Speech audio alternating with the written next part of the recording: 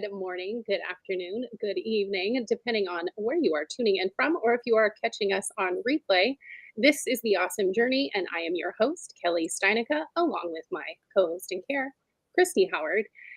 And today, coming in from the Bat Cave, is the awesome journey we will be discussing with Mr. Bruce Thompson. Y'all, he is an incredible man that has a great story to share with you. So sit back, get a cup of coffee, cup of tea, adult beverage, whatever you choose. So much to learn here today. Bruce is a veteran of the Marine Corps. He is a fierce advocate for veterans and military spouses in transition. And I'm just telling you, if you're not really clear on what it means to transition from military back to civilian life, you need to listen because I'm telling you, Christy and I are so blessed with all the conversations we've been able to have over this last almost year, which is crazy. And my eyes have been opened in such a way to all of this. And you know that we could not be ourselves stronger advocates for our military and our first responders. But this is an issue that is so big. I mean, there's so many and so many variables involved. And Bruce sharing his story and leading his struggles into what now he puts into purpose, which I think is just absolutely incredible. And we're so honored and blessed to have him with us today. So before we turn it over to Bruce to get this conversation started, I will turn it over to my co-host in care, Christy Howard.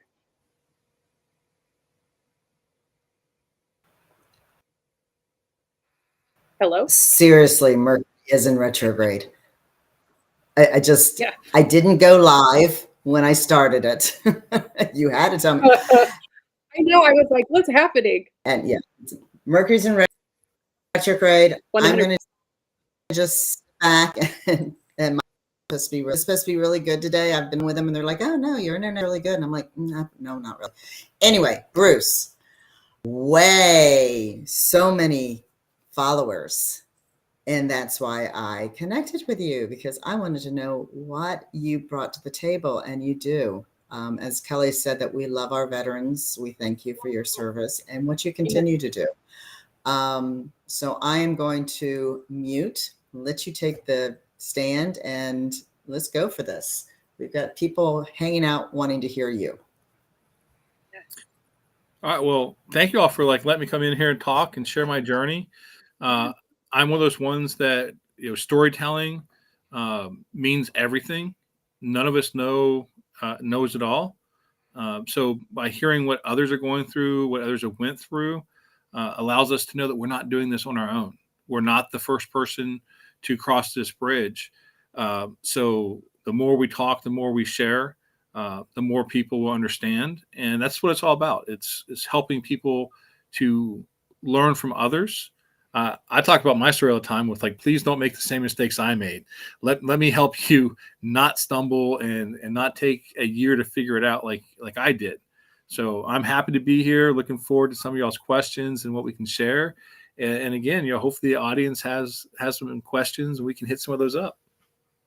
Awesome. Love that. So yeah, so everyone do, put in the chat anything you have question-wise, but also do not hesitate to connect with Bruce on LinkedIn or other social media and send him questions directly if this is a platform that you don't feel comfortable sharing something or want to get deeper in your own personal story and ask for assistance.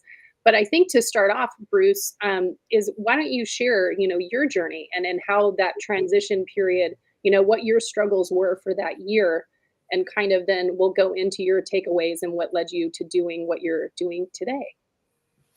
United States Marine veteran. I did a few months shy of 24 years. I was going to 30. It was like, I'm going to get that last promotion. I'm going to do 30. And then the body told me, no, I wasn't.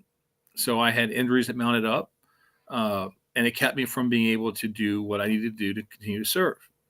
So it was my time. We always joke, when do you know it's your time to get out of the military? And people, you get frustrated because you're like, why won't you tell me? And because the answer everybody gives you is, you'll know when it's your time. And we don't comprehend that until it's our time. And let me tell you, I knew that it was my time to leave. And so here I am. I'm going through my personal transition. Mind you, I joined when I was 18 years old. I was at boot camp at 18 and a month. It's all I've known. I served till I was, 42. So it was one of those, like, this is who I am, what I know. So not only was I, having to figure out who I was outside the uniform, my other thing that I was known for was being an athlete. Well, the body wasn't letting me be an athlete. So I wasn't out playing basketball. I wasn't out in these, sport leagues and just being active and doing these things. So I'm going through a double transition. I'm no longer being an active duty Marine. I'm no longer the athlete. So who am I and where do I belong? And we go to the TAP program. And mind you, TAP is what TAP is. I tell people all the time, TAP is a college 100 level class. It tells you all the things you need to go do to be successful, but it doesn't teach you any of it. Can you tell the audience who don't know what TAP stands for? So TAP is the mandatory transition assistance program that all service members are required to go through before they separate from service. And this week, we get talked about veterans benefits. We get talk about the separation process. We go through Department of Labor Employment Workshop. They talk a little bit about entrepreneurship. They talk about all educational paths. So it gives you those nuggets of things to get your brain spinning to who am I and what do I want to do next. But it takes a lot more than that 5 days to figure it out. And those 5 days are, like a fire hose, and you're trying to catch as much information as you can in a soda bottle. And it just doesn't click. That's why you need to go to it multiple times. We got to start early. We have to figure out who we are and what we want to do next. So as I'm going through, I'm more focused on health. I had surgeries. I had things coming up. So I wasn't really focused on my employment search. It was about how can I get healthy. So I never really figured out that what do I want to do next. As I'm a couple weeks away from being retired and being officially unemployed for the first time in my adult life, that oh my, what's going on kind of clicked in. Yeah. Luckily, I was headhunted by a company for a senior production supervisor for electronics manufacturer. I took that call. Within 2 weeks from having that call, I was on the job working. Oh, wow. Easiest job I ever had in my life. Great company, great pay. I liked the people I worked with. I had no passion or purpose for the work. It was shift work. I worked 2 p.m. to midnight. So I wasn't seeing my family. Oh, so wow. all those things that, are near and dear to my heart, weren't being met. So I left. But this is where LinkedIn works. I was headhunted off of LinkedIn for my second position post-service. And it was in, government contracting. They saw me on LinkedIn. They brought me in for an interview. The interview was more of a, do we want to work with this person? It was a cultural fit. No one really asked me interview questions. Right. And they offered me the contingent offer. I signed it. Spent 9 months working those contracts. Well, we didn't win. So it all went poof. Well, during that time, I was kind of like, who am I? What am I going to be? All those things I wasn't figuring out. And when those contracts didn't go our way, I kind of checked out for 2 months. I didn't leave the house. I wasn't talking to anybody. I wasn't engaged. I was just me and the dog watching TV and taking naps on the couch, wasting away, just letting my PTSD, my depression, everything just kind of eat away. Luckily, I got this amazing wife. We've been best friends since high school, 20 plus years of marriage. She came home one day and said, enough, gave me a swift kick in the backside and said, I don't care what you do, but get up off the couch and go do something. Yeah. And so I applied for a few jobs, and 2 of them, one was mine. I just had to go through the formal process. One was a flip the coin on interview day.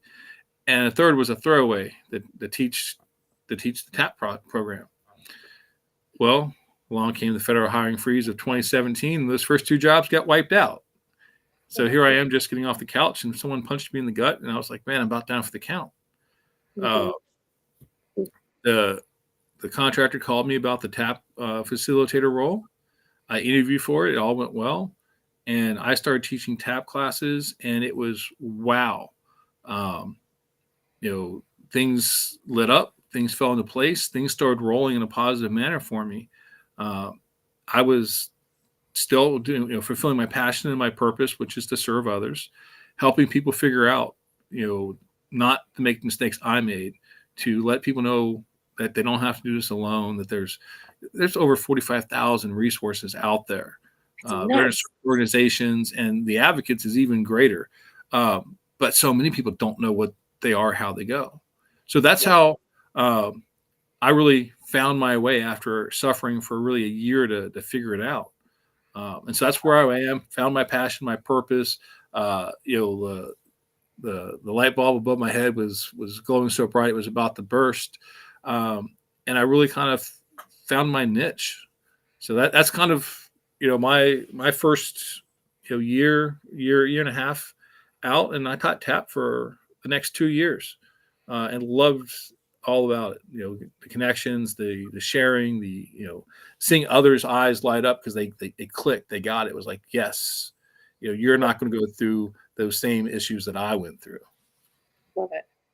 I think it's beautiful too that you shared, the struggle mental health wise, because that's what we've seen with a lot of these transition stories, and understanding the fact that when you come from, and especially you being 18 and doing it for 24 years, and just being moved out of that into a different realm of life, retiring from it and starting anew, and going, what is my purpose? Holy, I don't know where I fit in this civilian world, and being hit with the fire hose of all this information in 5 days, that can't be helpful. I would imagine that's got to make it a bit of a struggle, right? Because it's like, well, I don't even know what I do. I do have a family member, and he definitely suffered, and still does in transition, because he doesn't see where he fits and doesn't understand transferring skills.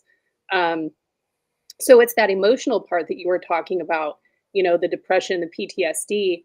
And, thank God you have such an incredible wife that is there to support you and help you through. Because clearly there's others that aren't. And I would imagine that's part of your passion, is understanding what that feels like, and seeing them come through the process, and having that look maybe that you had in your face, and then seeing the things connect, like you said, and seeing the pat or them connect with what you're teaching. What a beautiful thing. But it just feels like there's so many more things that need to be done, and I'm not saying we're going to figure that out here today, but I think, you're so blessed that you've been able to find that. But I think so many struggle to truly find, where is my path, where do I belong, because all my structure has left the building, right? Yeah, and it's one of those things where it doesn't get talked about enough. I mean, it gets mentioned when you transition, you know, through your time in service. We have this tribe, we have this connection. We've all gone through boot camp, basic training, officer candidate school, all these different programs that put us, where we're all in the same niche. We're all connected. We've all embraced the suck together. We've all gone through similar stories. And so it's not really understood that when you leave, the disconnect from that community, because we're not putting the uniform on every single day. We're not seeing our brothers and sisters in service, and sharing those same stories. All of a sudden, we're like, oh. And some people who move completely away where there's not a large military or veteran population are even more disconnected. Yeah. So we talk about having to find your tribe. Who is it that you're going to connect with uh, once you take off that uniform? And for me, Neela, my wife, was still working on base as a family readiness officer. So I retired, and we were still living in housing for the next year. So I was still on the base, still connected. But even then, I was disconnected. Yeah. The guys I worked with, we'd call, and maybe we'd hit a golf course, or we'd go grab a lunch. But it was, once a month maybe. It was just not there. It was that, hey, you guys got the mission to do, you're still doing it. I'm kind of that, oh yeah, he's still around. Uh, and so figuring that part out, Yeah. man, that's something, the disconnect, the loss of your tribe, loss of community, hits you way harder. And that's something that, I don't care how well you think you're prepared for it, you just don't understand it until you go through it. And I'm a Marine, and we talk about, once a Marine, always a Marine. That brother and sisterhood is tighter than you can imagine. Um, and then all of a sudden, even though it's there, it's Yeah. that, do I reach out for help?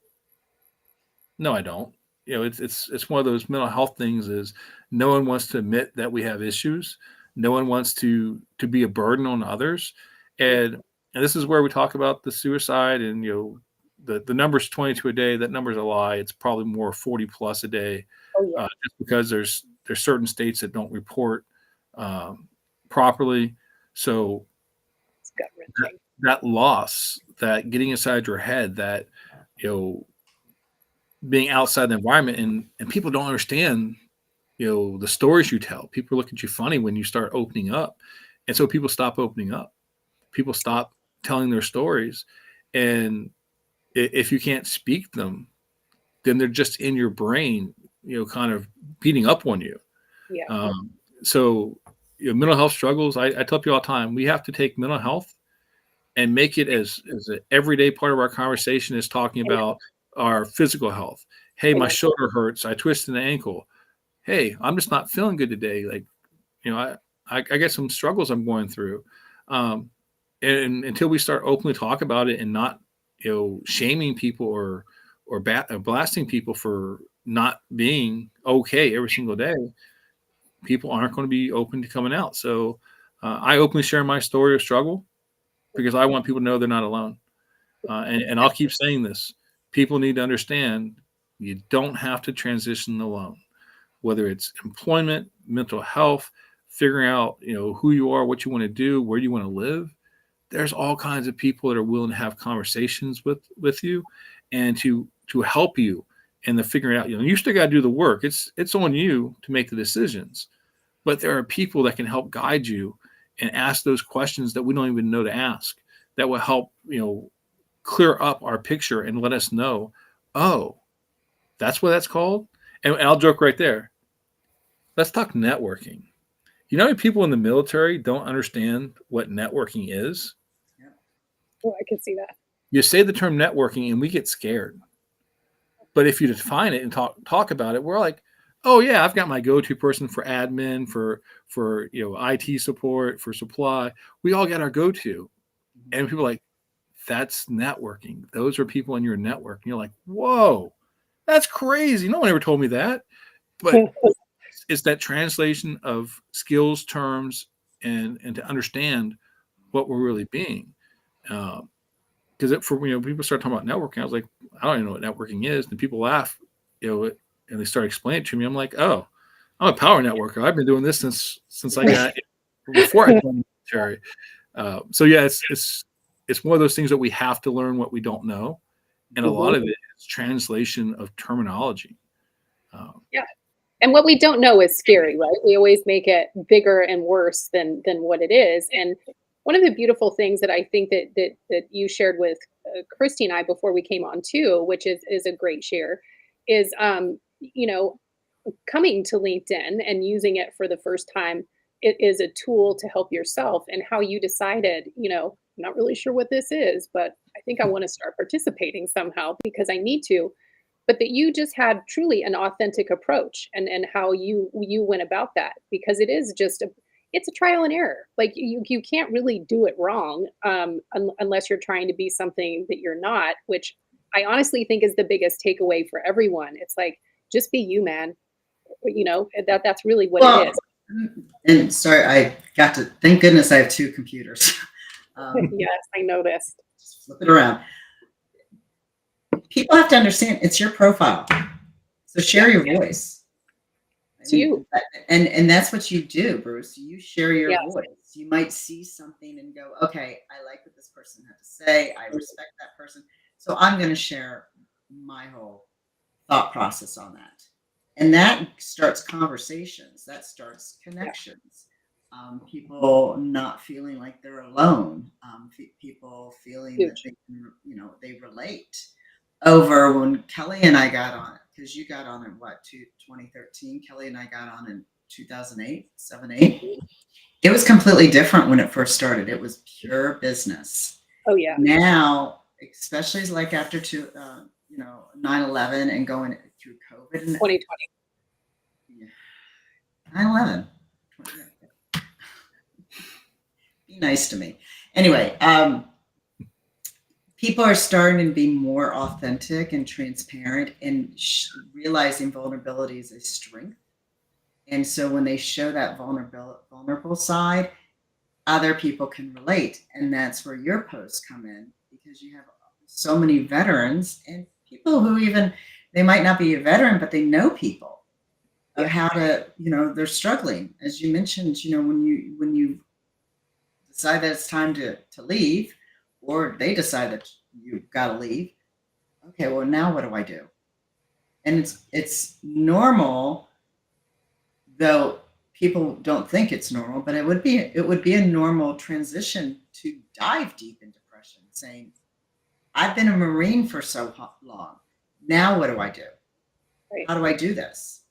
So you started with the nonprofit. I might have missed that. Of how you've helped people transition. Yeah. So I hopped on LinkedIn. I think it was about 2013. Like everyone, I didn't have a clue what it really was. But I went to a workshop or someone said, "Hey, you should be on LinkedIn." So I created my profile, and it was probably not worth looking at, but I was on there. I wasn't really engaging. I'd look at it here or there. And then as you get ready for a transition, and I was talking with more nonprofit organizations, transition workshops, my predecessors who retired and transitioned before I did, and they're like talking about the power of LinkedIn. So I was like, okay, let me get on here. And so I was connecting and commenting on different posts, but I still wasn't making any original content of my own. And then I transitioned out, kind of went through figuring out who I was, developing my personal brand. Hence you see Batman behind me. I'm wearing a Batman shirt. I joke with everybody, I'm Batman. My professional introduction, was kind of funny, but I'm Batman. Bruce, as in Bruce Wayne. My initials are BAT, and I'm a man, so Batman. And you've never seen me and Batman in the same room at the same time. And so we're smiling, we're laughing. I usually wear a Batman lapel pin on my suit when I go to interviews or different events. And it's just a conversation starter. Oh, yeah. And so I kind of built that brand. And part of that brand is I'm a military veteran and military spouse advocate. I help people with their transition process. I know resources. I know organizations. I know some of the who's who in the space. And so I finally said, well, why don't I make my own content? And so the question comes, what do I post? And there's all these guides of like, here's how you get started. And so I just said, I'm going to be authentically me, and when there's a topic comes up, whether we're talking about networking, whether we're talking about the power of LinkedIn, whether we're talking mental health, career search, figuring out who you are outside the uniform, where do you want to go? We're April. This is the month of the military child. So talking about, what special things that correspond. And for the most part, I try to keep it in the military veteran community because that is, kind of at the core of who I am and what I do. But if I see something different that makes me want to stand out, I'll post about it. Hence, it's March Madness. I love college basketball. I posted last night, the women's games last night with the 4 teams. That could have been a Final Four, and we all have been ecstatic about it. But those 2 games were amazing with superstars, storylines, and I posted about it because it's something I have a passion for, I care about, and a few people interacted. But those are where we're at. And when I tell people, when you post on LinkedIn and use that power, remember, I've been headhunted for jobs off of LinkedIn. It works. I have a large following, and I'll say large in my opinion. Other people, have crazy numbers, but it's natural. I'm not paying to have someone come to my page or to drive numbers. I make my post. I talk about what I talk about, And it resonates with people. So they connect with me, they follow me, and we engage. And that's authentic. That's how we should be growing it. I know people go out there and tell you when you first get on LinkedIn, you have to have 501 followers, so you get that 500 plus, because that's how people know you're a real LinkedIn participant. We all join LinkedIn when we join LinkedIn. Yes, we need to grow our network, but you don't need to grow it today. Correct. You Right. don't have to say I have to have 500 by the end of the week and just send them out. No, building a quality network. It takes time, it takes effort. And just like we would in real life, we're having those handshakes, those conversations, we're having a beverage, we're having a meal, we're attending events together, we're nurturing and growing them. Yeah. I will tell you, one of the things that I love, I tell people, hey, I'm one of those guys you want to connect with because I never have an ask, because I pride myself on investing and growing. And here we are. I left my last job at the end of the year. And I made my post at the beginning of the year saying, hey, I'm a free agent. I'm looking for the next dare to be a great opportunity. And lo and behold, I got this person, Christy, who reached out to me and said, hey, I love your story. I love what you do. You're passionate to give back. And she said, how can I help? And one, I'm still horrible about asking for help. And even though I didn't have to ask because she was offering it, it was kind of like, well, and so we hopped on a call. We had a great conversation. Next thing you know, I saw his resume and I said what I say to everybody: it sucks. and I said, you're right, because as good as I am about writing resumes and doing things for others, doing it for myself is kind of like, the worst. what's bragging, what's ego, what's the fine line. And so between my resume, my old resume, my LinkedIn, and some conversations and some just questions, Christy's helped me out with a couple of applications.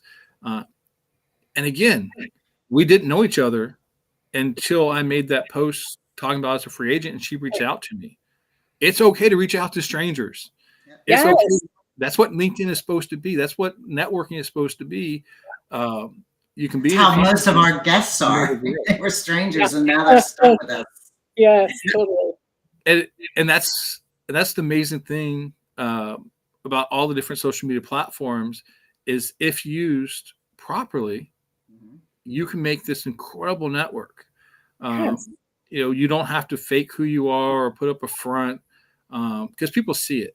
And so, I'm just so glad that Christy reached out to me, because otherwise we wouldn't have this conversation. We wouldn't be sharing with this. Right. I wouldn't have a couple great resumes that I've used to submit. So those are those things that we have to understand. There are advocates out there for us. There are people that generally want to help us succeed, that want us to do better, but no one's going to find you if you're hiding in the corner and you're not putting yourself out there. But it also goes back to, it's very hard to ask for help. Yes. Because then, and again, there's a lot of, Kelly just loves them, the slap pitches. I mean, she just loves them. But it's like, ask for help and then they're going to slap pitch you. And gee, I don't know, all three of my businesses started with authentic.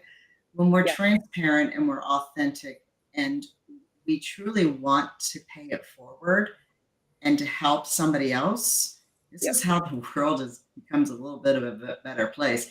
And not look at, what if I'm going to help you, what am I getting out of it? When I help people, yes, I have services. However, when I tell people my prices, they're just like, you gotta be kidding me. But anyway, it's not even about the price. I don't care. I want to help people see themselves of what I see on the resume. It's just, we're just not wordsmithing it as well. Yeah. And you have a hard time understanding, how do I showcase myself? That's right. And I think that to go truly back and highlight what Bruce was saying, I mean, so many things that I could say, but we're not good at doing ourselves. I'm a marketing executive. I've been my entire career. I was in financial services and capital markets, private equity. I couldn't do a lot on LinkedIn. I've had a profile for forever, but I really didn't start doing anything until the last 2 years, really. But But in any event, um, the connecting with people and being authentic, and Christy is right. I absolutely despise the pitch slap. Um, Christy and I started this truly simply because we wanted to put some inspiration, motivation, and hope out in the world for an hour a week, because there is power in sharing people's stories. Everybody's going through something. And even though people in the audience aren't military veterans in transition, there's a lot of things that you're saying that resonate with so many people. And that's what we thought. If we can just help one person know you're not alone, and the more we've gone down into the path with more veterans and first responders, is y'all are the heroes to everyone else, and it's hard to be the hero for yourself. And so many of those stories, and then even to round back with mental health and that being part of the stigma behind it, we all have mental health. It's actually astonishing to me how much it is still like taboo to talk about certain things, but it's a part of who all of us are. And so why is it a stigma? We all go through something at some point in our life. And if you say you don't, you're going through something that you need to pay attention to. Um, but all of these things with LinkedIn, people being laid off, that plays into people's mental health. Yeah. There are people out there that are truly, and I do say this, and Christy is one of truly the most humble people I know, and won't say this. She does so much, and even why we started this was to give back and to do a little bit of something to help others. She reaches out to help others. I'll tag her on things sometimes when I see somebody make a post about looking for work or just being laid off. And she reaches out. She doesn't pitch slap anyone. If anything, she does the opposite. Hey, here's what I do. Feel free to reach out to me at any time, because she doesn't need to sell anything. And that's a little side note for anyone. If you're trying to sell yourself, hence the pitch slap, right out of the gate to people, it's energy. Think of it as if we're sitting across a desk from each other and I lunge at you, your immediate reaction is to pull away. Well, when you're trying to do that to someone else, that's what they're doing. They're pulling away. When you truly connect, network, make a relationship, people lean into that. And we may not be able to do business together. We may not be able to do other things, but guess what? I might see someone and go, holy crap, you need to know Bruce. Y'all need to connect. I just saw this job opening. Whatever it is, that's what the beauty of this tool is all the way around, is the relationships that you can gain. And to also go back to what Christy was saying, you can't do it with an agenda. It has to be from an authentic place of what you're trying to accomplish. But I believe it needs to come from a place of being heart-centered and a giver. Don't be thinking about your own agenda and that transaction. A transaction is a one-time thing that can go away. A relationship that you create in a network can go on to places that you never even imagined. So I'll get off my soapbox on that. No, but as you're saying that, I tell people all the time is when we're thinking of our transition journey, and this doesn't matter if you're military veteran, never served, 18 or 80, it goes across. Your network is probably your number one. I won't say probably. Your network is your number one tool to finding community, employment, finding your tribe, because it's who you know that can connect you with others. And I explain this, if your network is only who you know, you have to be in the room to have conversations. But if you're networking properly, your connections will bring up your name in rooms that you've never stepped foot in. Right. And that is when you get the wow. If you have to be in the room, your network's not working for you. But when people are reaching out to you and say, Sally, Billy, Susie, whoever, mentioned your name and said I should reach out to connect. Yeah. Now you're like, oh, the power of networking is a real thing, and it's working, and it's opening up opportunities. So I tell people all the time, you have to network. Even my introverted introverts, you've got to get out there and network. And it's more work for the introverted than it is for the extroverted, but we all do it. And we just have to find the ways that we can do it that work for us. Because there is no one size fits all when it comes to transition, to networking, to employment, to figuring out your why. We all have different things that we're looking for. But making sure that you have a network that's working for you is wow. And one of the ways that we make sure the network is doing for you is we invest in it. If I don't Yeah. know what Kelly does, how can I ever bring her name up in a conversation? That's right. Well, the only way I want to know what Kelly does is if me and Kelly are interacting, we're having conversations, and we're building a bond. And again, it's not one of those ones where, hey, I see a job, so I'm going to reach out and say, hey, I saw you post a job, hire me. Yeah, that's that like back away. Unfortunately, people do that. It happens all the time. And as you talk about the pitch slap, I have my green banner up, and there's all kinds of conversations about the Christy open loves work the green green I banner. do love the green banner. And for me, I'm one of those ones, like, it's a tool to let people know you're looking for work. Why Yes. would you not use it? Right. But Nothing wrong with it. the flip side is I have my green banner up. I get a lot of messages. Yes. Hey, we want you to be a franchise. Yeah. I love my financial advisors, and I think they have a great role, but I don't need you to pitch sell me Right. a million Right times. out of the gate. And when I see people have financial advisor, I know it's the industry, it's a hustle, it's how many people I connect with, it's a numbers game. But man, I have to think twice before accepting that request, because I know as soon as I do, it's going to be there. Yep. But earlier, maybe it was into last week, I connected with somebody. She'd reached out. I said, okay, I'll connect with you. And it was a career coach. And mind you, Chrissy's already helping me. I have other friends. Already. Like, hey, maybe You're we can not connect. cheating on me. Don't worry about it. Maybe we can connect. Everybody helping you. But then she's like, well, let's do this. And that's why I laugh. And it's like, send me your resume. I'll give it a quick review. Oh, yeah. I sent the resume, and within like five minutes, I got the review back. I was like, oh, all you did was go to a scanner, but I didn't give you like a job description. I didn't even tell you what I was looking for. So right. what were you comparing it to? Yes. And then it was immediately like, well, hey, here's my price list. And I sat there and laughed, and I said, no, thanks. I said, I'm good. I appreciate it, but no, thanks. And it was like, here's my price list. And so I was like, okay, I just ignored it. And then yesterday I got the hello. So remember, just because you connect with somebody on LinkedIn doesn't mean you can't disconnect from somebody. I disconnected from that person yesterday. Well, plus people don't, obviously, I understand you're selling or whatever, but learn sales 101. Right. It's called building a relationship. And no might mean not right now, but just, oh gosh. I mean, so I don't have that green banner up, but I even get those messages. I'd like to review your resume. Do you not see what I do? Right. You see my headline?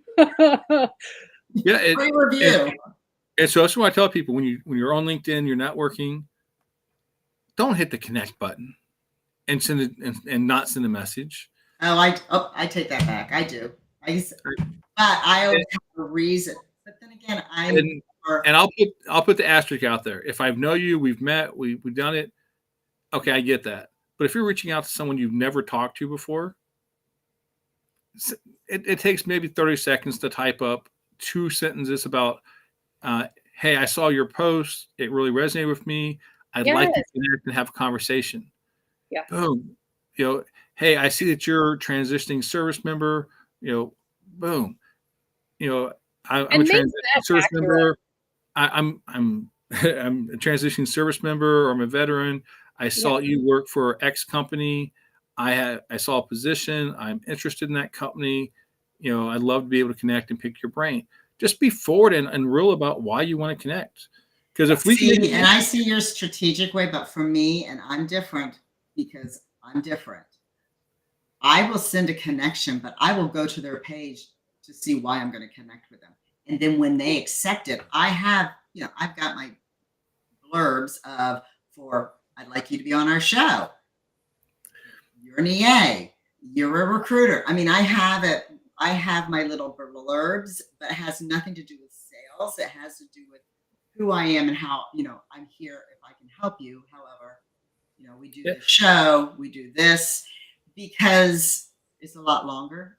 So if I do a connection, and then that's where the conversation is. It's sort of saying hi, they say hi back, and then I start talking. That's how my B2B sales.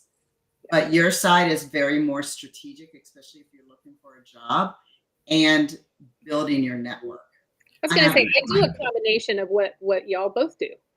Because I do the same thing, Bruce. If I see someone else, because I like if someone says, hey, I saw your show today, or I saw you on this other show, loved what you were talking about, loved your topic, would love to connect. That at least makes me go, okay, they've at least seen some of my content, and or to let the person know that I'm reaching out to. I've seen your content and I would love to connect. But again, I don't do the pitch slap out of the gate. And I recommend everyone, and you're right. And I worked in financial services for a very long time, and the strategy sucks. Like, y'all, you need to change it. And I say this a lot on other things, talking about marketing.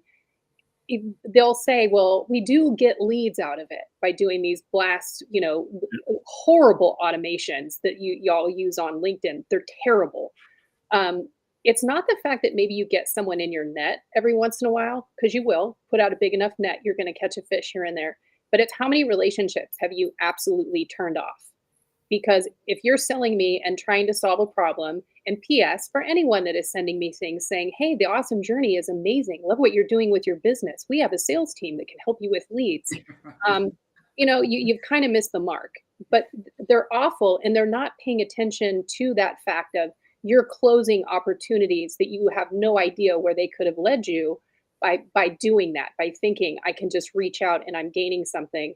And I noticed that there was an increase in the last couple of months on financial advisors. And it's like, God, you guys, please someone do something different, because this is so lame. and as we come back out, it's different for who you are, where you are, what you're using LinkedIn for. Correct. So as I talk more transitioning service members, the veterans, the spouses, those adult military dependents, having a plan, because if I don't see where you are, and a lot of those individuals haven't got a well-developed LinkedIn profile yet. Yeah. So, but do you think because they don't know how? Again, some of it, we just, is there so much stuff that's out there that's vomit? Two, bad advice. Yes. And overwhelming advice. Like, they're lazy. Three, they're lazy. They don't want to put the effort in, and they think it's supposed to work for them. So as I put in there, me personally, I probably accept about 70% of the connection requests I get, but I look at every individual's profile before I accept it. And if they send me a message, I go through those first. Those are the first ones I review. With everybody I connect with, I send them a message. It's inviting them to start the conversation, because again, I don't want a number. I want a connection. I want to have some reason why we're connected. Can I help you? Can we work on a project together? What's I don't look at it, what's in it for me. I look at it as, what can we do? Because building a network is about the entire network, not just me. And I think a lot of people miss that, where we get so surrounded with, I need this or I need that. And I tell people all the time, I said, rarely will I ask for something. And when I do, I don't worry about it, because I know my network is going to come through for me, because I've put forth the time, the effort. And, Jeff, made a couple, comments in the thread, talking about, the asking for help. Yeah. And it's hard for everybody to ask for help. Amen. But I will tell you, for men, asking for help, especially emotional help, it's you're weak. Yep. I laugh. I said, you're not weak. You're strong. It takes a strong person to go against the grain and say, I'm not good, I need help. And whether that's mental health, whether that's employment, whether that's just, hey, I don't know where to go. Right. And so many of us, we are on a certain path, and then you come to a crossroads. Do I go left? Do I go right? Do I stay on the path? And we're like, and we sit there for way longer than we should because we're afraid to ask for help. But now, Well, if and you have a lot of times with men that I've seen as well, plus you guys don't like asking for directions, but that's another story. When you are that person who always helped everybody else. Yeah, the hero. And Yeah, it's- so then you're at that place where it's like, okay, how do I help? But there's another segue of when you do ask help, nobody's there to help you because they don't know what to do because you were always the strong one. and I'll tell you, I saw this. I saw it was a Facebook reel thing, but it talked about, you know, 3 p.m. friends versus 3 a.m. friends, and it really talked about men and said, you know, a lot of men have 3 p.m. friends. They'll hang out, they'll conversate with you. You can give them a call. Yeah. But you know, as the day ends, you know, they go away, and it talks about that 3 a.m. friend. Mm. Do you have even one person you can call at 3 a.m. that's going to pick up the phone and have a conversation for you? Because let's be honest, at 3 p.m., you're probably not having those horrible thoughts or the bad day. If someone's calling you at 3 a.m., you know something's wrong.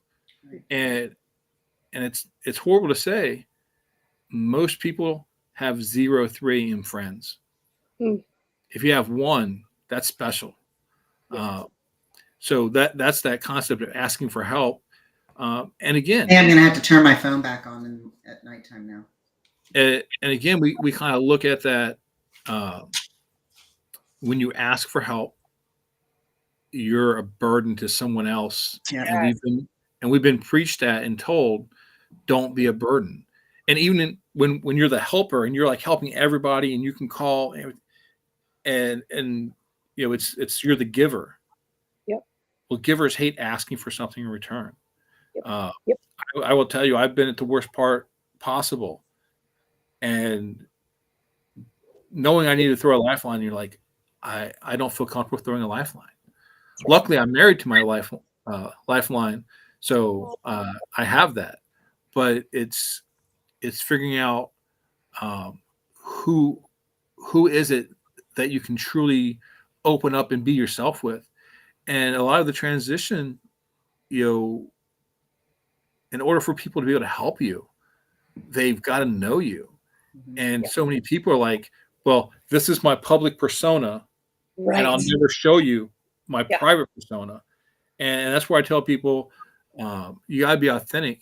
And I make the joke all the time, whether you see me on LinkedIn, Facebook, Twitter, in person, at a networking event, on the job, you're getting Bruce. I'm authentically me. A lot of people love it. A lot of people don't love it. But I am who I am, and I found my peace. It took a long time to figure out, you know, where that piece is and what it means. But, you know, it's life changing when you really figure out who you are, where you belong, and what you do, because the noise fades away. Amen. Plus, it's not so heavy wearing those masks. And the noise is deafening. I got to change my mask. I got to change those masks. It's exhausting. Very exhausting. And that's where we come back. And I know I keep saying, you know, men, but, you know, You're a man. It goes across to everybody. And we'll go back when a woman says I'm fine. You know, we all know 999 that is not the answer you want to hear. But it's the mask, you know, and a lot of women, this is the mask I got to put on for work. This is the mask I got to put on for family. This is the mask I got to put on for friends. And we were talking about, you know, I'll tell military spouses, these men and women who serve in that capacity, their life is in flux 100% of the time. Will my spouse get, you know, told he or she's deploying today? Are we going to come back? You know, hey, I finally got employment. I'm finally, you know, fitting in and part of where I belong. And then, you know, I come home and say, hey, hon, I got orders. And she gives me the eye roll and that frustration of I just gotten really comfortable and happy. And I was feeling fulfilled, and I just ripped it apart. And so these are all those things that we talk about.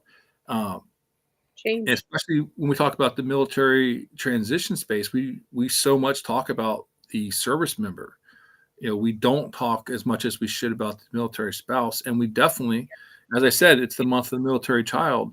Um, Service members and the spouses, they choose to serve, continue to serve. Uh, the military children, they just go where mom and dad take them. And I'll tell you, IPCS did a permanent change of station relocation 13 times in those 24 years. Wow. My Oh. my oldest had a little bit of a voice for the last two. Before that, they had no voice. My son went to 3 different first grades. That was just the op tempo that I was a part of. So, learning that struggles, and there's great things that we develop in our military children, our military brats, as we like to refer to them. They become resilient.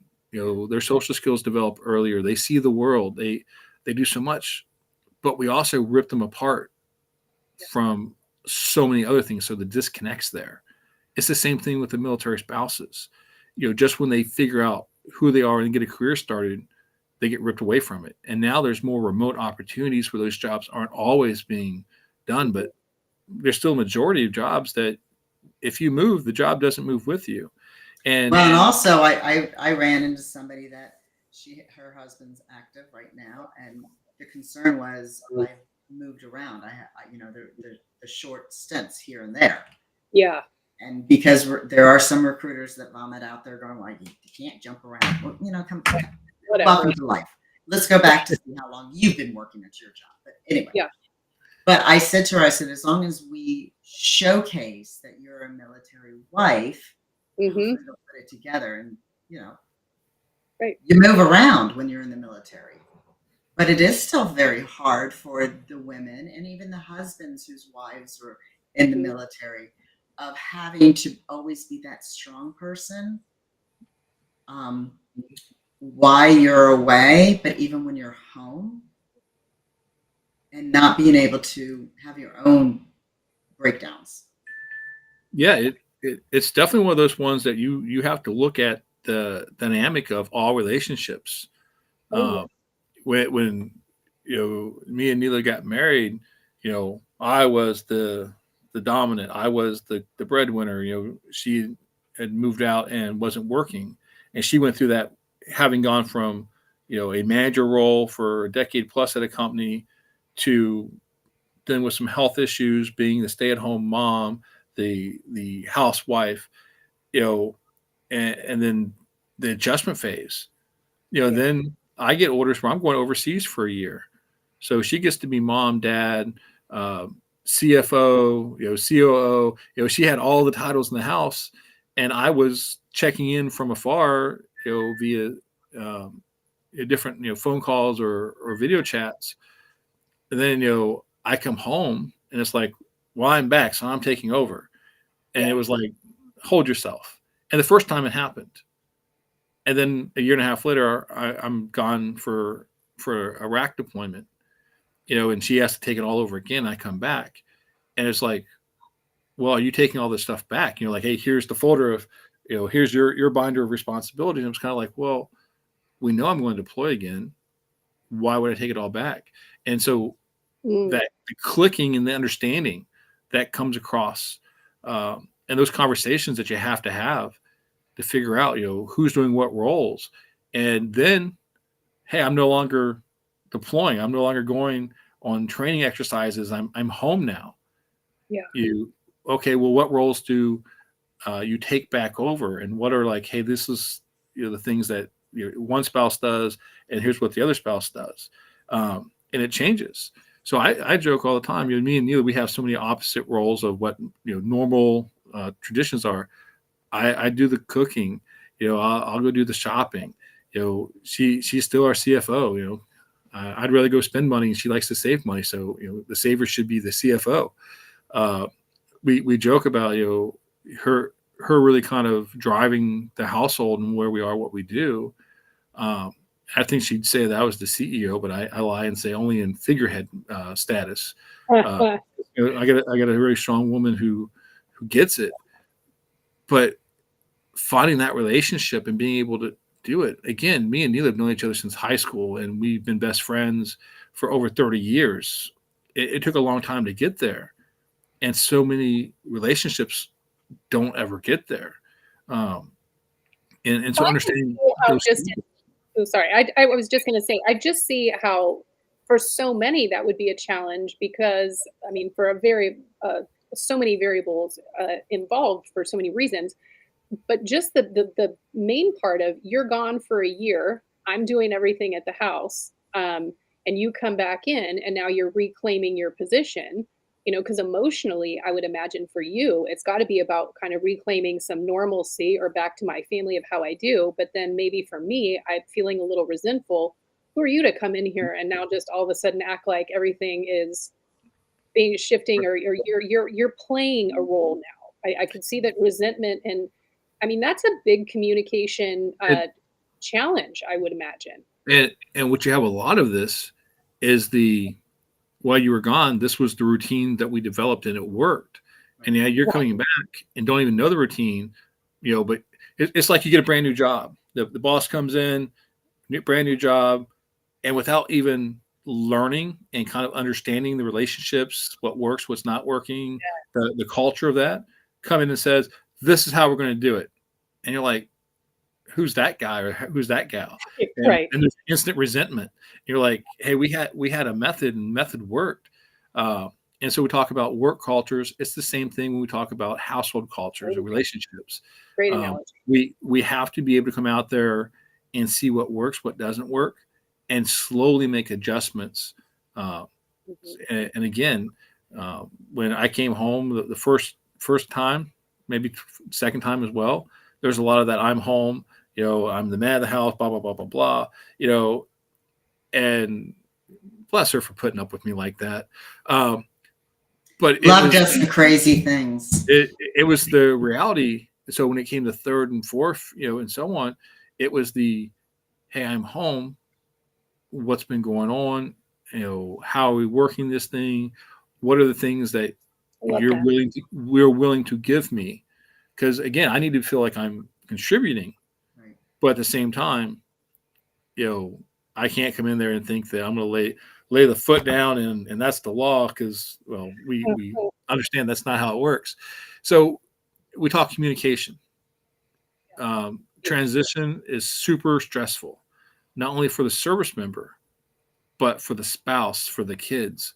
And if we don't have open communications about what's going on, where we want to live, what I want to do, what are the income requirements that we need, all these different factors, we're going to be I would think super. also just being transparent of your feelings and saying, Yeah. "Hey, Good. Oh, I'm scared. I mean, I don't know what we're supposed to do." it, Yeah.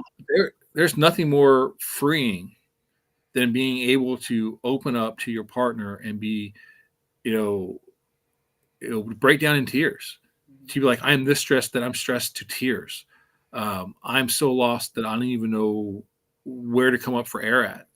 And again, whether that's your spouse, significant other, friend, family, whoever it is your person Yeah. that you can be there with. And I just hope that everybody has a person that they can at least open up to with some of these things. Otherwise, we get completely lost.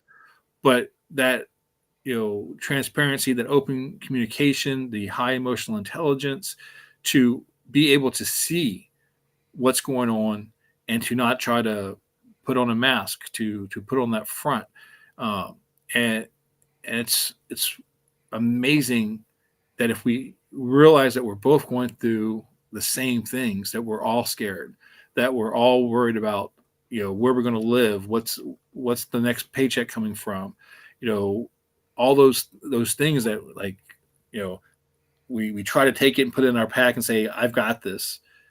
Well, understand you might think you have it, but you don't. And if you have it, but your team doesn't know you have it, or they don't know what's going on, they're lost, they're stressed, and it Mhm. just adds to it. And transition is a horrible process if you try to do it alone. If you're not open with those that are part of it with you. And don't you think that's why the suicide rate is? I mean, there's so many reasons, but But where a lot of people who do come back and they are now having to be a civilian. One, they don't know how to be a civilian. They've never had to be a civilian. It's two different mindsets, but did not have, the fear. I mean, even, Kelly and I've talked about our mothers. To even be able to have a conversation, you just don't, because you don't know how the reaction is or whatever. So you just don't. And then, as daughters, we'll go into our little triggers and spirals. So having a veteran going civilian, not knowing who they can be vulnerable to, who they can say, hey, I'm in a bad place. Yeah. And you're completely right. When you try to do it all in yourself, it can suffocate you. It can just the gravity of PTSD, the anxiety, the depression of life, all that just starts to eat up on you. Mhm. And again, at a certain point, it becomes so heavy that some people choose to make a permanent decision instead of seeking help. And again, we can going back and talking about mental health services, access to care, the quality of that. We could talk for hours about the differences. I tell everybody I've been very lucky that the mental health services, the resources I've been able to get have been wonderful for me. But again, I'm at a point where I'm able to be open and to talk real about it. And this doesn't matter if you're military. That didn't happen overnight. No. So why they're struggling and understanding that going to the veterans, mental health facilities are not always the best. Yeah. Well, even if we don't talk to veterans, where would you suggest, especially if they're alone? Let's say they come home, they don't have a spouse, they don't have family, because a lot of guys go into the military because they have no family. They're about to go into jail or prison. They're on a bad path. And then when they come back, their core is still out there. And now they're alone. So where do you, and I think I've just pivoted somewhere, but I think we're going to have to bring you back. But where would you say? I mean, they're going to be hanging out the bar. They're going to be, doing whatever they do. Right. Just and just to know. to expound on that, person that Christy's talking about, just my observation too, is if they have been on a wrong path or whatever and went into the military for those reasons, and then not having family or a spouse, a significant other, what have you, well, when they come back, I mean, that to me is what exacerbates it, because now you're back in the environment that you were leaving, and now you're out of this whole structured environment with the military, and now you're back where you were. And that's got to exacerbate, and any traumas that you may have also encountered while you were serving has also brought up and exacerbated those childhood issues or other things that were likely behind all of those masks too. So it exacerbates next level. And I get, and you're right, we could talk for hours and hours and hours, no doubt. That might be another episode. Yeah, because then you mentioned the military, the spouses, the families, etc.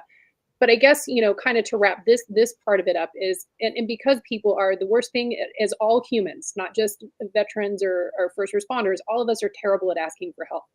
Some of us better than others, but that is one of the things. If we hear someone that we care about, or even that we don't know, see that they're so vulnerable and asking for help, most of us can't wait to help. But then we're the worst at asking. So to spin this back over to you, Bruce, and wrap up this part of it, is what do you recommend that people do when they are struggling? And because a lot of times it's even hard for them just to admit that they're struggling. But how can they reach out to someone, because sometimes it really is as simple as reach out to another veteran. I see veterans all the time posting saying, "Just DM me. I'm here for you, brother, Yeah, or sister." yeah. We'll talk about loneliness, that feeling that there's no one in the world for you, puts you in such a vulnerable state. Yeah. If there's no one in the world for you, then who's going to miss you? And Yeah. Oh, wow, goosebumps. that Yes. that's like Mm, danger zone right there. yeah. Um, it A lot of it is finding your tribe, finding your person, and whether that's, hey, I like to uh, be at the beach. Okay, we'll find people that like to be at the beach. I like to, do sports. I like to go to concerts. I like to do, X, Y, or Z, and finding someone or a group that does it. And I'll tell you, uh, we're talking on the military side, but this is across the board. You don't have to have ever served a day to have these same things. That's exactly right. Um, Eventbrite. Eventbrite's great because you go in there and say, "Hey, I'm looking for an event that does, uh, you know, comic book collecting," and you'll find groups that have comic books. Hey, I'm looking for a group that does. Say you're part of the Jeep Club because everybody wants to go take their Jeeps, and Yeah, I there's just events. heard about those little thingies on top of the Jeeps. You're ducking. Like, Yeah, yeah, I'm yeah. like, People who why do ducks. you have those on your? I've never seen it before. It's an appreciation because my daughter's owns a Jeep, so she has it's appreciation. Hey, cool Jeep. But those are ways that you can show up to a community and know nothing about it whatsoever, and say, I went to Eventbrite and I found events going on. Love it. For military and veterans, finding the groups. When I first we moved from San Diego to Jacksonville, Florida, we'd never been here before. We didn't know a single soul. Mm. So I reached out to The Mission Continues, which is a nonprofit that talks about community building and service, because I knew them from San Diego. They became our first family when we got to Jacksonville. And here we are, it's about 7 years in Jacksonville. And those first four individuals we met are like family. And we've seen marriages, we've seen new kids, we've seen death, we've seen the best and the worst of times. But they're part of that nucleus, new tribe that we were able to find. So again, Also, just to be open, to trust yourself, because we're in a world that people. I spent most of my life not trusting people, but when you allow yourself to be vulnerable, and when you're in that dark space, you think that everybody's judging you. Well, no, you're really judging yourself. When we finally realize that. And once you take off those masks and just be you, and to go into a community place right there and just stand, you'll be amazed how many people will walk up because they were there. And we joke the military community, we call it the buddy check. Don't send them a text message, pick up your phone and call somebody, because a phone call where you can hear that voice and you're actually doing a check-in means the world, because everybody can say, I'm good. I'm fine. You're like, okay, let's have a real conversation. Like, let me hear your voice, because I can hear I'm good or I'm fine and be like, no, you're not. Let's go break bread. So those are things that everybody could do, should do. Reach out to a friend, because a phone call, and you talk to suicide survivors, and they'll tell you, if the day that I made an attempt, someone would have reached out to me or someone would have acknowledged me, it would have changed and I wouldn't have tried. So those things. And we have a few guests that have said they received a phone call when they were just about to pull that trigger. Yep. And I know we're talking transition and we've gotten into this mental health aspect and all that. It all goes together. But this is where we talk about all the pieces to the puzzle.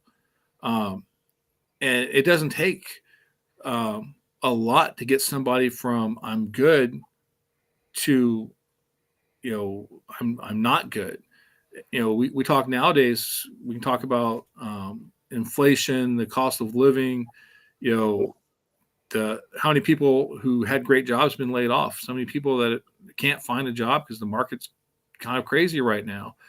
And when people are living payday to payday, or they're no longer able to afford basic things. Yep. Man, that's a quick spiral. Mhm. So we have those things, and this is where our networking, this is where open communication and just being who you are and letting people know, and not finding a corner or a cave to go ball up into and check out means the world.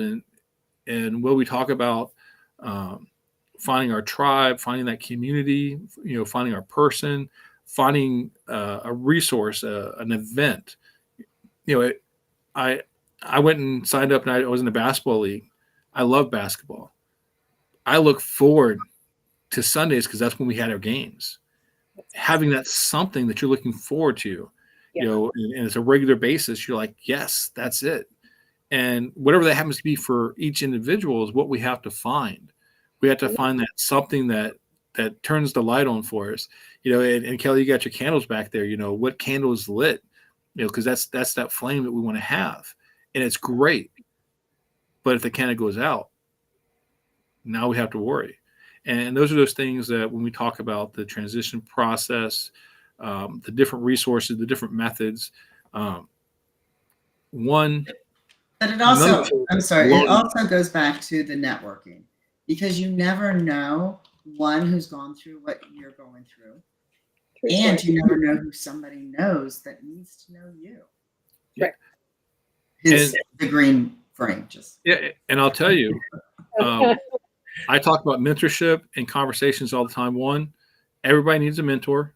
None of us Yes. know it all, and having someone who's been there, done it, opens doors.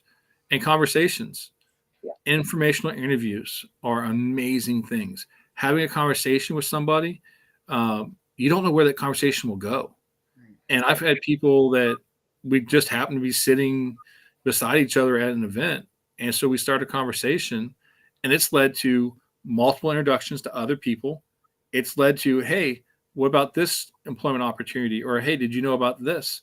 And so all of a sudden I'm finding about resources. I'm finding about, job opportunities.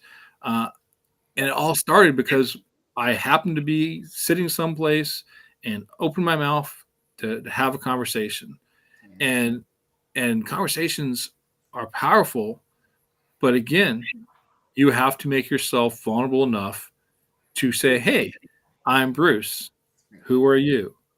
And people joke all the time, and I'm that guy. We can be standing in line at the grocery store. We can hop in an elevator. I'm going to talk to you. So people are like, no, not that guy. I'm like, That's like my husband. I usually tell people in the grocery store, you can have them. He's over there talking. You can have them. And we joke about the introverted introverts. Well, I'm an extroverted extrovert. Yeah. So, I'm that one. We'll go to an event, and my tank will be on empty. But as we're going to the event and we show up, my tank is just filling up. Where the introverts are like, I showed up with energy, and you guys drained me really fast. So understanding personalities, and I tell people, you might go to an event and you're one of those ones that I got 30 minutes. I don't have energy for 35 minutes. I've got 30 minutes. Make the most of your 30 minutes. Take a break, talk for 10 minutes, and find a place for 5 minutes to break away and recharge a little bit so you can go back and re-engage. Understanding who you are and how you work, is just as important as being out there. Because again, if you're one of those ones, I got 30 minutes, but I got to be here for an hour, man, if you spend those 30 minutes immediately, man, that becomes a horrible thing, and you don't want to come back. And that's where we have to understand, who we are, where we are. And again, we can go back to the golden rule: treat people the way you want to be treated. And if we're doing that, we're going to help one another. We're going to lift people up instead of stepping on them and pushing them down. And I do what I do because I have the ability to help others become who they are meant to be, even if they don't see it in themselves. And that is such a powerful thing. And whether I'm making $1, $1 million, makes no real difference because I'm having impact. And yes, I'm a retiree, and I'm a highly rated VA disabled, which enables me to be very choosy about where and what I do. But again, I invested 24 years to get there. And the sacrifices that you take to get there, just like everybody else does, we find the plateaus. And I tell people all the time, some people want to make $1 million. I don't want to put in the amount of work it would take for me to make $1 million. I understand who I am. Some people want to live that hustle lifestyle. I want to have more work, more work-life balance. And when I talk about work-life balance, I want this to be work and I want life to be this. So there isn't really balance. I want the shift. But we have to have these conversations. We have to put ourselves out there. We have to learn who we are. We have to understand sometimes it's okay to cut ties with individuals, organizations, because they're not there for our lifetimes. They're there for a period of time. Again, I love the Marine Corps. It taught me who I was. I was raised in it. It gave me structure. It gave me so many knowledge, skills, and abilities that will last me the rest of my life. I don't live and breathe the Marine Corps. It was the chapter. When I took off my uniform that last time and I put it away in the footlocker, because that's where it is, it's put away in a footlocker, I've never opened the footlocker up. I've gone to different events. I'm around the community, but no one comes out and says, Bruce, that's a Marine. People find out later on, even my LinkedIn profile. You got to search down to really see that I'm a Marine, because I post all the things I did. I put military veteran, a military spouse advocate, in my headline. And so I'll talk about that, but I won't talk about I'm the Marine Corps. Which is interesting, because if you see your headline, and I remember first reading, you're a military spouse advocate. The first time I read it, I'm thinking, his spouse is in the military. Then you had to dig down to say, okay, who is that's what I thought too, actually. Yeah.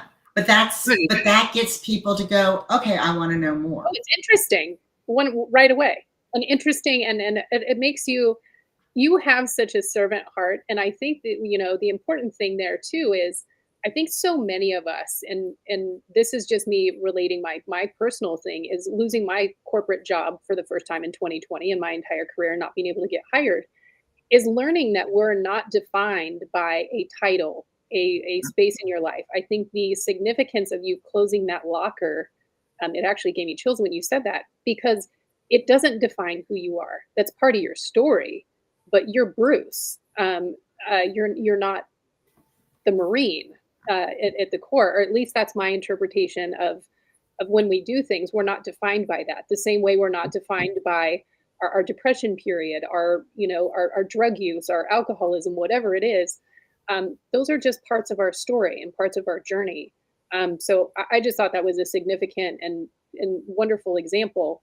And I know we're quite a bit over, which is fine. I have no problem with it, because again, we could go in so many directions, which is so awesome. I love that.